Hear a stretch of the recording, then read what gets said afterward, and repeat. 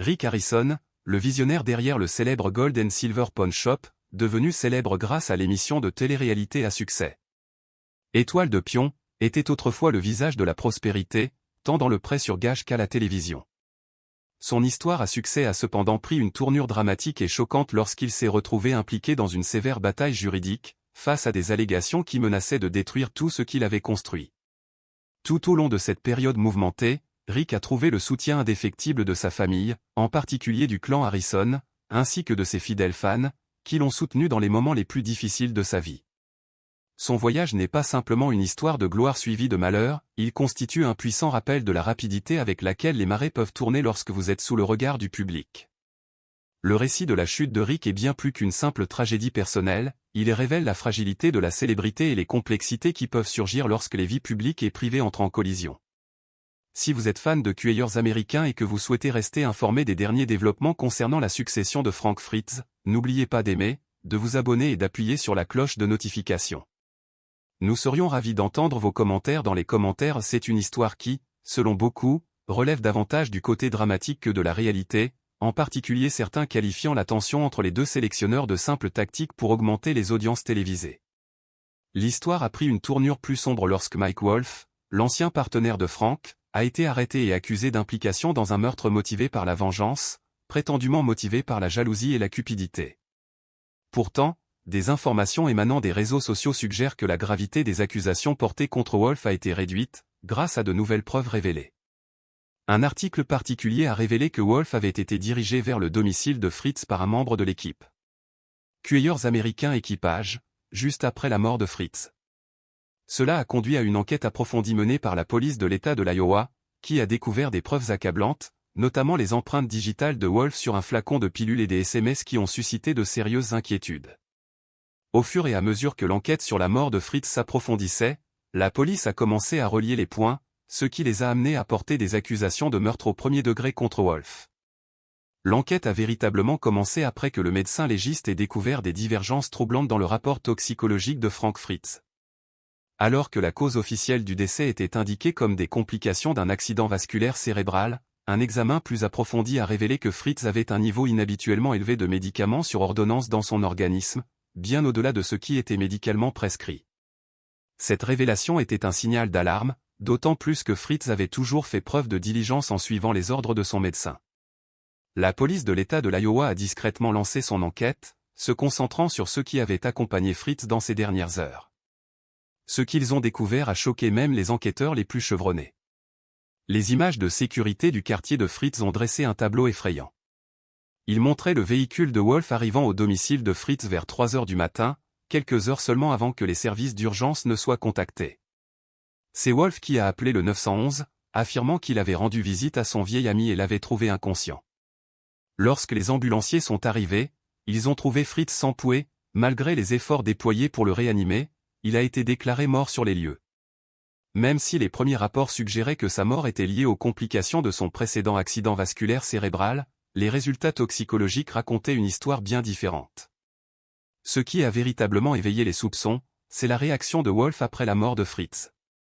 Plutôt que de pleurer ou de montrer des signes de deuil, Wolf a agi rapidement pour prendre le contrôle de la collection et des droits de propriété intellectuelle de Fritz. En seulement 48 heures, il a contacté l'avocat de Fritz, dans le but d'obtenir les droits sur le nom et l'image de Fritz pour l'avenir.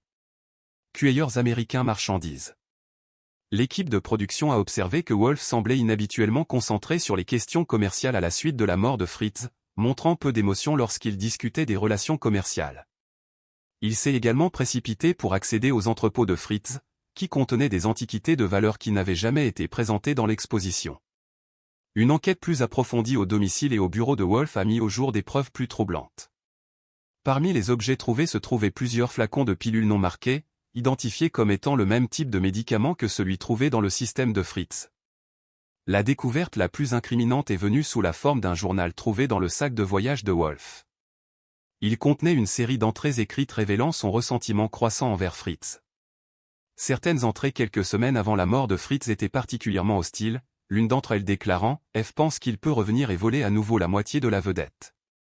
Il oublie que sans moi, il n'y aurait pas de spectacle. » Le procès de 6 semaines qui a suivi a révélé toute l'étendue des actes de Wolf. Il resta assis dans un silence stupéfait tandis que l'accusation dévoilait des preuves démontrant qu'il avait méticuleusement planifié le meurtre de Fritz. Son historique de recherche sur Internet, qui comprenait des requêtes alarmantes telles que « Les interactions médicamenteuses résultant d'un accident vasculaire cérébral peuvent-elles être détectées après la mort ?» et « Comment faire passer la mort de quelqu'un pour des complications d'un accident vasculaire cérébral ?» dressait un tableau accablant de la préméditation. L'accusation a fait valoir que Wolf avait exploité les problèmes de santé antérieurs de Fritz comme couverture parfaite pour le meurtre. Plusieurs cueilleurs américains, les membres de l'équipage, ont témoigné de la détérioration des relations entre les deux hommes, citant la nature de plus en plus autoritaire de Wolf et ses tentatives d'isoler Fritz de ses amis et collègues de la communauté des antiquaires. Le témoignage le plus émouvant est celui de Danielle Khabib, qui évoque une rencontre avec Wolf juste avant la mort de Fritz. Elle a décrit comment Wolf était devenu obsédé par le fait d'être la seule star de cueilleurs américains, insistant sur le fait que Fritz ne méritait plus un salaire égal en raison de ses problèmes de santé. Elle a également révélé que Wolf avait examiné le programme de traitement de Fritz, ce qui, selon lui, était par souci de santé de Fritz, mais était considéré par beaucoup comme un acte de manipulation. Malgré la tentative de la défense de décrire la relation de Wolf avec Fritz comme une relation d'amitié incomprise, leur argument s'est rapidement effondré. Le témoignage du médecin personnel de Fritz a confirmé que Fritz était resté optimiste quant à son rétablissement et qu'il envisageait de démarrer sa propre entreprise d'antiquités.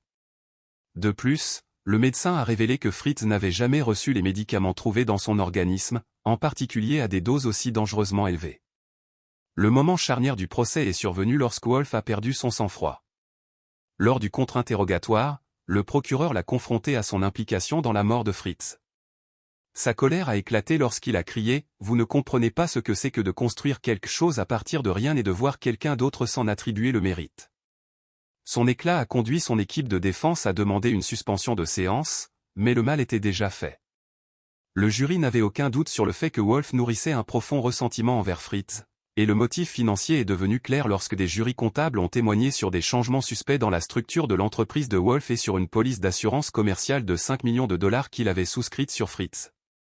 Après seulement 4 heures de délibération, le jury a rendu un verdict de culpabilité et le juge a condamné Wolf à la prison à vie sans possibilité de libération conditionnelle. Mais le drame ne s'arrête pas là. Wolf, qui avait gardé son calme tout au long du procès, a soudainement bondi de son siège en criant « Vous ne comprenez pas. Il allait tout détruire. Il allait détruire mon héritage. » Il a traversé la salle d'audience en courant, renversant des papiers et des gobelets d'eau, avant de se diriger droit vers la famille de Fritz. La salle d'audience a plongé dans le chaos lorsque Wolf s'est libéré et a saisi une canne antique sur la table des preuves, la balançant sauvagement vers les huissiers. Dans la lutte qui a suivi, Wolf a frappé l'un des policiers, criant sur le travail de sa vie. La sœur de Fritz a dû être escortée hors de la pièce pour sa sécurité alors que Wolf poursuivait son déchaînement. La tension émotionnelle dans la pièce a atteint un point d'ébullition lorsque Wolf a croisé les yeux de Danielle Colby en criant « Dites-leur la vérité. Dites-leur à quoi ressemblait vraiment Frank. » Colby, visiblement secoué, se détourna, le visage rempli d'angoisse, tandis que les membres de l'équipage se mettaient à pleurer. Le procès avait déchiré le cueilleurs américain famille, certains soutenant Wolf et d'autres fidèles à la mémoire de Fritz. Alors que la sécurité prenait enfin le contrôle, Wolf a continué ses explosions, révélant des détails encore plus choquants sur ses projets de lancer sa propre émission et sa conviction que la chaîne voulait qu'il revienne. Sa tirade a encore aliéné tous les partisans restants, et les experts juridiques ont ensuite émis l'hypothèse que son accès de violence avait scellé son sort, rendant pratiquement impossible un appel réussi. L'incident dans la salle d'audience a marqué le dénouement final d'une histoire complexe et tragique qui avait commencé avec l'amitié, le succès et la renommée, mais s'est terminé par la trahison, la rage et un héritage brisé. D'anciens collègues de Wolf se sont exprimés, mettant davantage en lumière son comportement en coulisses. Thomas Reynolds, un ancien cueilleurs américain producteur, a raconté comment Wolf se mettait souvent en colère lorsque les choses ne se passaient pas comme il le souhaitait. Il a conservé une image parfaitement terre à accent grave terre devant les caméras, se souvient Reynolds, mais hors caméra, il était terrifiant, en particulier pour le personnel de niveau inférieur. Lorsque les caméras cesseraient de tourner, le comportement de Rick Harrison subirait une transformation complète. Ceux qui ont travaillé en étroite collaboration avec lui au fil des années ont remarqué un changement inquiétant dans son comportement, particulièrement ces derniers temps. De plus en plus, il devint convaincu que son ancien collègue, Frank Fritz, préparait secrètement un retour à la télévision avec une émission rivale. Cette paranoïa le consumait, modifiant ses interactions avec les autres. La nouvelle de sa chute a secoué le monde de la télé-réalité, laissant beaucoup de personnes stupéfaites par l'effondrement soudain d'une figure bien aimée. American Picker, une série qui avait autrefois captivé l'imagination de millions de personnes dans le monde, était désormais confrontée à un avenir incertain.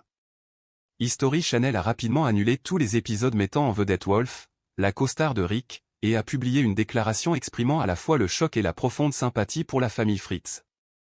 Les principaux sponsors, qui s'étaient autrefois fièrement associés au spectacle, ont rapidement retiré leur soutien, laissant le spectacle dans une position précaire.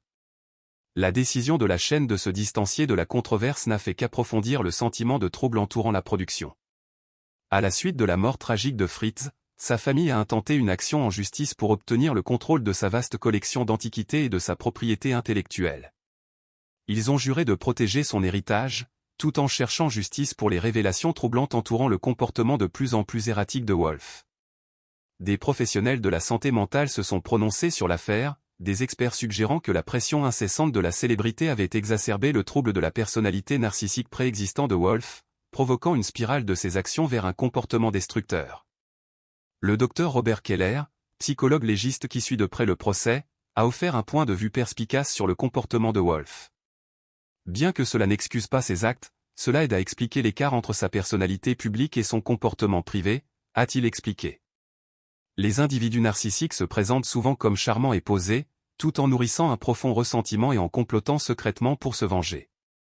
Pour Wolf, le départ de Fritz de la série a peut-être été perçu comme une blessure narcissique importante, qui s'est envenimée pendant des années avant de finalement aboutir à ses actions violentes.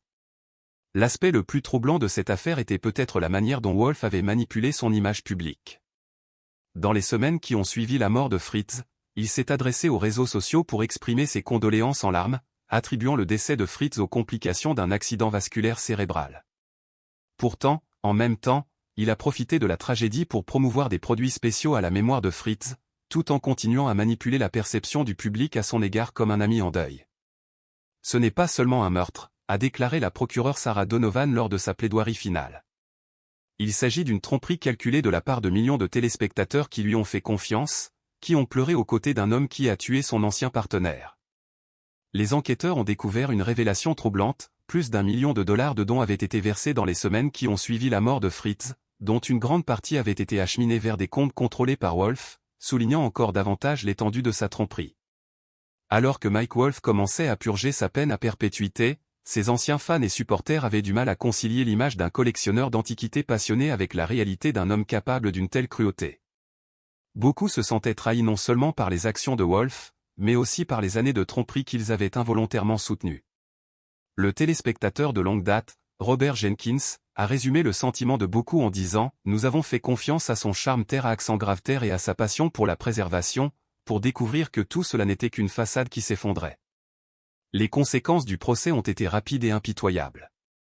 Les personnalités de la télévision qui sont apparues aux côtés de Wolf ont pris leur distance avec lui, publiant des déclarations choquées et appelant au respect de la mémoire de Fritz. L'équipage des American Picker, encore sous le choc du drame, se retrouve divisé. Certains membres croyaient en l'innocence de Wolf, tandis que d'autres étaient résolument convaincus de sa culpabilité. Daniel Cabet, un membre clé de l'équipe de production, a pris un congé de la télévision pour faire face au bilan émotionnel du procès et réfléchir aux événements qui s'étaient déroulés. Dans une brève déclaration publique, elle a demandé la confidentialité et a exprimé l'espoir que, malgré les circonstances tragiques, l'héritage de la préservation des antiquités puisse perdurer.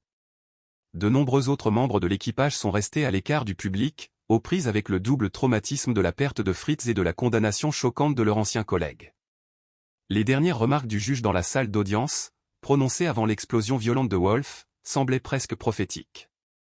Maintenant, Monsieur Wolf, a-t-il déclaré, vous vous êtes présenté comme un champion de l'histoire et de la préservation aux États-Unis, tout en nourrissant des pensées de vengeance et de meurtre. Vous avez utilisé votre plateforme pour prêcher les valeurs du passé, tout en planifiant secrètement la mort de l'homme qui a aidé à construire ces fondations. La justice, a affirmé le juge, n'était pas seulement rendue à Frank Fritz, mais aussi aux millions de téléspectateurs qui avaient fait confiance à Wolf. À ce moment-là, Wolf se jeta par-dessus la table, déclenchant une violente explosion qui marquerait sa dernière apparition publique avant d'être emmené pour purger sa peine à perpétuité. Dites-moi de faire quelque chose pour Dieu et pour le pays, puis revenez le faire. C'est une bonne chose, a-t-il crié avec défi. Ce moment choquant a laissé les fans de Pawn Stars sous le choc alors que des rumeurs commençaient à circuler selon lesquelles Rick Harrison, le visage de la série, avait été condamné à la prison à vie. Pour beaucoup, l'idée que Rick Harrison soit confronté à des conséquences aussi graves semblait inconcevable. Connu pour son approche pragmatique des affaires et sa profonde connaissance de l'histoire, Rick s'est bâti une réputation d'entrepreneur avisé sur Pawn Stars. L'émission, qui avait captivé des millions de téléspectateurs avec son aperçu du monde des prêteurs sur gages, des négociations difficiles et du monde fascinant des objets de collection, se retrouvait maintenant impliqué dans un scandale que personne n'avait vu venir. L'histoire de l'ascension de Rick, depuis ses modestes débuts jusqu'à la célébrité de la télévision, a été une source d'inspiration pour beaucoup. Né le 22 mars 1965 à Lexington, en Caroline du Nord, l'enfance de Rick a été loin d'être facile. Diagnostiqué d'épilepsie à l'âge de 8 ans, Rick a passé une grande partie de sa jeunesse immergée dans les livres, acquérant ainsi de vastes connaissances historiques qui alimenteront plus tard sa carrière. Malgré de fréquentes absences à l'école, la soif de connaissance de Rick est restée intacte. L'auto-éducation de Rick a joué un rôle clé dans la formation de la personnalité qui ferait de lui un nom connu. À l'adolescence, il avait déjà développé un sens aigu de la valeur et de l'authentification, des compétences qui lui seraient très utiles dans le secteur des prêts sur gages. À 17 ans, la vie de Rick a pris un autre tournant lorsqu'il est devenu père et a épousé sa petite amie, Kim. Ils ont eu 2 enfants, Corey et Adam, avant de divorcer après 8 ans de mariage. En 1981, Rick et sa famille ont déménagé à Las Vegas, où son père, Richard Holman Harrison, a ouvert le Gold and Silver Pawn Shop. La décision de passer d'un magasin de pièces de monnaie à un prêteur sur gage à part entière s'est avérée être une décision judicieuse, car elle a permis à la famille d'accéder à un marché plus vaste. Les premières années ont été difficiles, mais l'expérience de Rick en matière de négociations difficiles et de relations avec des clients difficiles l'a aidé à perfectionner les compétences qui lui permettront de réussir à l'avenir. Au début des années 2000, Rick était devenu une figure bien connue à Las Vegas, gagnant une réputation pour son expertise en matière d'objets de collection et d'objets historiques. Conscient du potentiel de divertissement de son entreprise, il a lancé l'idée d'une émission de télé-réalité basée sur les opérations quotidiennes du prêteur sur gage. Après des années de rejet, Rick a finalement conclu un accord avec History Channel et, en 2009, Pawn Stars a fait ses débuts, offrant aux téléspectateurs un aperçu des coulisses du Gold and Silver Pawn Shop. L'émission est rapidement devenue un énorme succès, propulsant Rick et sa famille au rang de célébrités à la télévision. Grâce à son approche pragmatique des affaires et à sa profonde connaissance de l'histoire, Rick est devenu l'un des favoris des fans. Son slogan emblématique, « Le mieux que je puisse faire, c'est », est devenu synonyme de l'émission, alors que Rick négociait avec les clients cherchant à vendre leur trésor.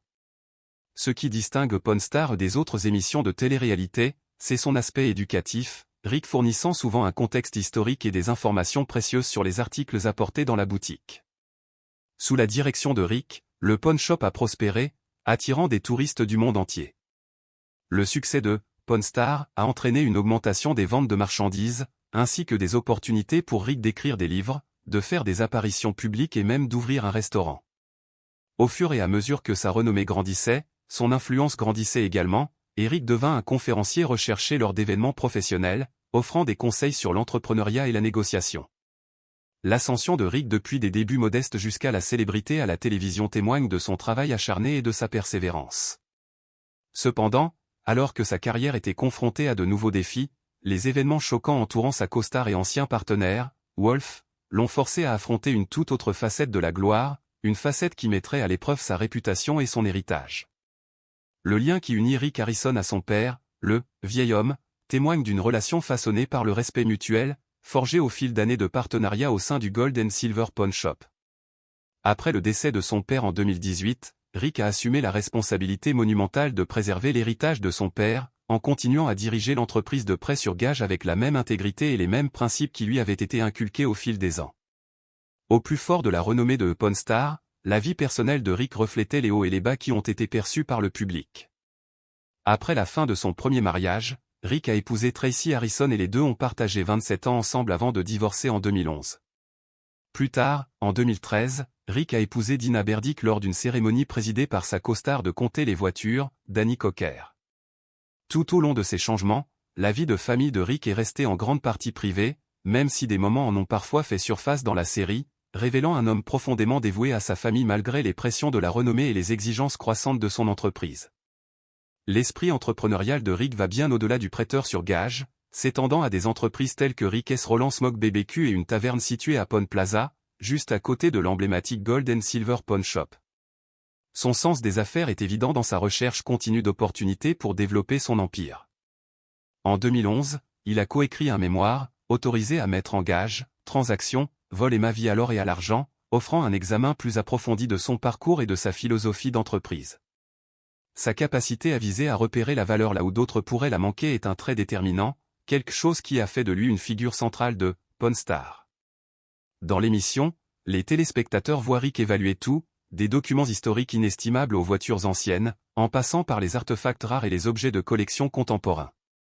Bien que son expertise semble illimitée, Rick n'hésite pas à faire appel à des spécialistes lorsque des éléments ne relèvent pas de sa compétence, démontrant ainsi une approche prudente qui souligne son sens des affaires.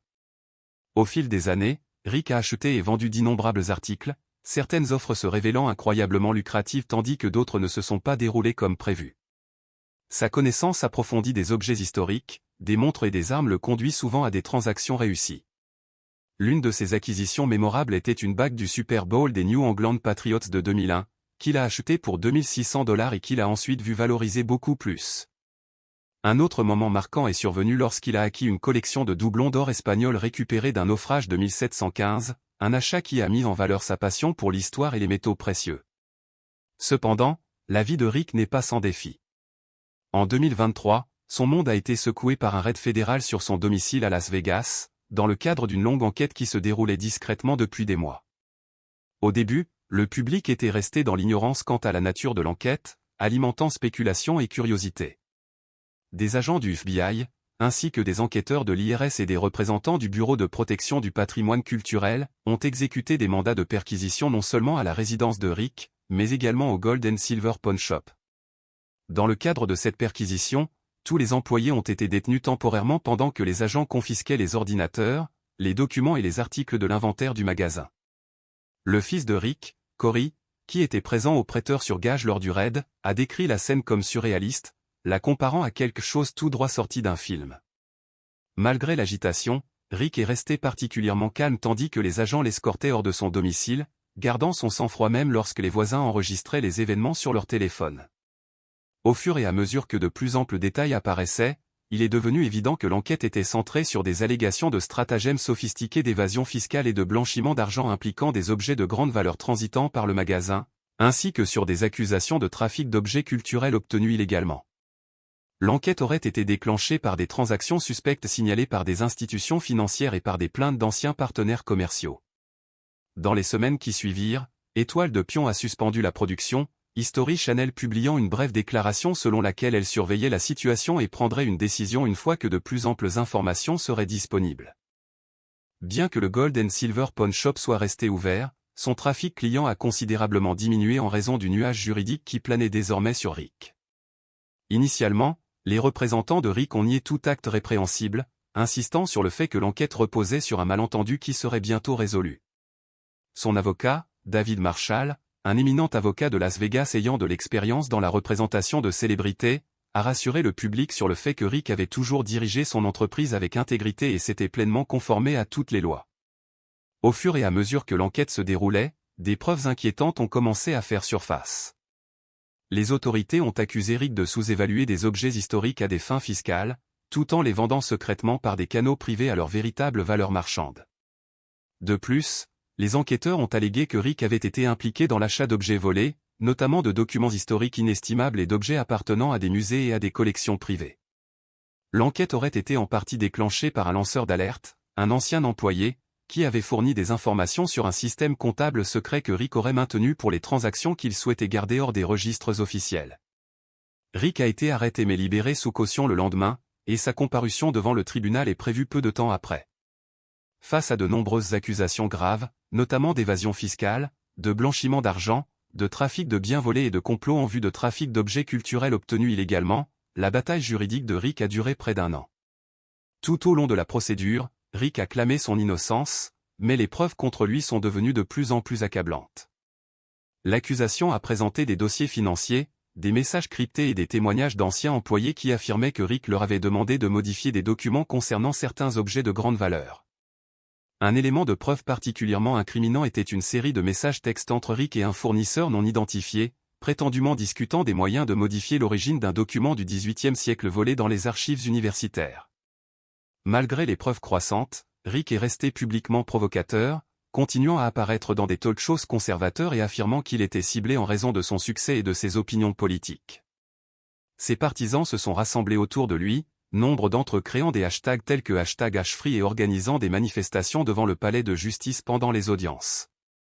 Cependant, la bataille juridique a pris une tournure choquante lorsqu'il a été établi que Rick avait violé la loi d'une manière qui a stupéfié beaucoup de ceux qui le considéraient comme un homme d'affaires réputé. Le verdict dans l'affaire Rick a été une surprise tant pour les experts juridiques que pour le public. Le juge a souligné que les actions de Rick allaient au-delà des délits financiers, affirmant que son implication dans le trafic d'objets volés avait causé un préjudice irréparable au patrimoine historique et culturel. Rick, qui s'est longtemps présenté comme un protecteur de l'histoire, est désormais condamné pour la destruction même de monuments culturels irremplaçables à des fins personnelles. Suite au verdict, l'équipe juridique de Rick a fait appel, arguant que la peine était excessive compte tenu de la nature non violente des crimes. Ils ont également demandé que Rick soit libéré sous caution en attendant l'appel, mais la demande a été rejetée. Les médias et les réseaux sociaux ont rapidement diffusé des images de Rick menotté, suscitant des réactions mitigées. De nombreux fans de longue date ont exprimé des doutes quant à l'équité du verdict, tandis que les communautés universitaires et du patrimoine culturel ont largement soutenu la lourde peine, la considérant comme un moyen de dissuasion nécessaire contre le trafic d'objets pillés. À la suite de la condamnation, un élan de soutien a afflué en faveur de Rick. La campagne « Des cœurs pour Harrison » a recueilli plus de 100 000 signatures appelant à une réévaluation de sa peine. La chef de campagne Melissa Jenkins a précisé « Nous ne suggérons pas que Rick ne devrait pas être tenu responsable, mais une peine à perpétuité pour des crimes non violents semble injuste. Nous demandons une seconde chance. » Le fils de Rick, Corey, a exprimé son soutien en déclarant « Mon père a fait des erreurs, mais il ne mérite pas de mourir en prison. Il mérite d'avoir la chance de arranger les choses. » Cette affaire a provoqué une onde de choc dans le monde de la télé-réalité, laissant l'entreprise familiale Harrison traverser ces temps difficiles sans son personnage central. La famille Harrison a créé un site web permettant aux fans d'envoyer des messages de soutien à Rick pendant cette période difficile. Ces messages, ainsi que d'autres formes d'encouragement, se sont révélés inestimables pour Rick, alors que ses fidèles partisans continuent de se rassembler derrière lui, lui offrant à la fois une force émotionnelle et un sentiment renouvelé de détermination. La famille Harrison a exprimé sa gratitude pour son soutien continu, soulignant que cela donne à Rick la force dont il a besoin pour faire face aux défis à venir. Le cas de Rick nous rappelle brutalement l'importance cruciale de la préservation du patrimoine culturel et historique. La bataille juridique a attiré l'attention sur la nécessité de réglementations plus strictes et d'une protection plus efficace des objets de valeur. Alors que les fans et les défenseurs de la préservation historique s'unissent, il est clair que la lutte pour sauvegarder ces trésors est loin d'être terminée. Ensemble, nous pouvons garantir que l'histoire soit correctement respectée et protégée pour les générations futures.